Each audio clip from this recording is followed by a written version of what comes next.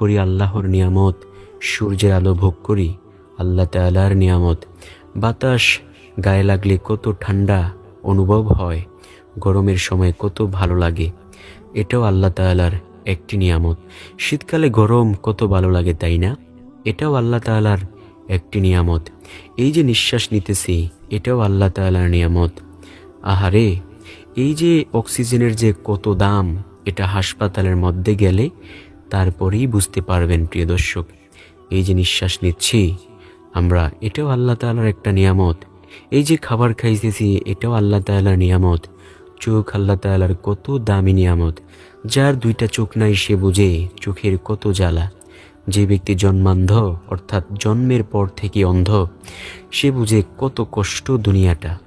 সে জীবনেও কখনো বাবার চেহারা দেখতেও পারে নাই, মায়ের চেহারাও দেখতে পারে নাই, ভাই বোন, প্রতিবেশী কাহারও চেহারাই সে দেখতে পারে নাই, সুন্দর জমিনটাও দেখতে পারে নাই। আর আমাদের তো আল্লাহ তাআলা কত সুন্দর করে রেখেছেন, তাই আমরা আল্লাহর কাছে শুকরিয়া আদায় করি আলহামদুলিল্লাহ। মানে হলো মানব জীবনের প্রতিটি পদক্ষেপের মধ্যে আল্লাহ তাআলার নিয়ামত নিহিত। আমরা যদি বেশি বেশি পরিমাণে আলহামদুলিল্লাহ জিকির করি, এই নিয়ামতের শুকরিয়া অবশ্যই আদায় করা হবে ইনশাআল্লাহ। না হলে কিন্তু আল্লাহ নিয়ামতকে ছিনিয়ে নিয়ে যাবেন।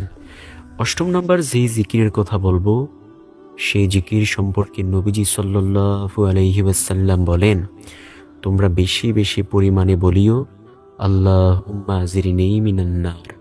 কোনো ব্যক্তি যদি এই বাক্য পাঠ করে আল্লাহর কাছে পরিপূর্ণভাবে ক্ষমা চাইতে পারে, আল্লাহ অবশ্যই জাহান্নামের আগুন থেকে তাকে বাঁচিয়ে দেবেন ইনশাআল্লাহ। জাহান্নামের আগুন অনেক ভয়ঙ্কর আগুন। নবীজি সাল্লাল্লাহু আলাইহি ওয়াসাল্লাম বলেন, ওই জাহান্নামের তেজস্বী আগুন সহ্য করার মতো ক্ষমতা এই পৃথিবীর কোনো মানুষের নেই। ও আমার উম্মতেরা, সেই জাহান্নামের আগুন থেকে যদি বাঁচতে চাও, তাহলে বেশি বেশি পরিমাণে বলিও আল্লাহুম্মা আজিরনি মিনান নার। আল্লাহ অবশ্যই তোমাকে জাহান্নামের আগুন থেকে বাঁচিয়ে দেবেন ইনশাআল্লাহ। প্রিয় দর্শক, জাহান্নাম থেকে যদি বাঁচতে পারি কতই না উপকার হবে, তাই না? সর্বশেষ নাম্বার যেই জিকিরের কথা বলবো, সেই জিকিরটি সম্পর্কে নবীজি সাল্লাল্লাহু আলাইহি ওয়াসাল্লাম বলেন, ও আমার উম্মতেরা,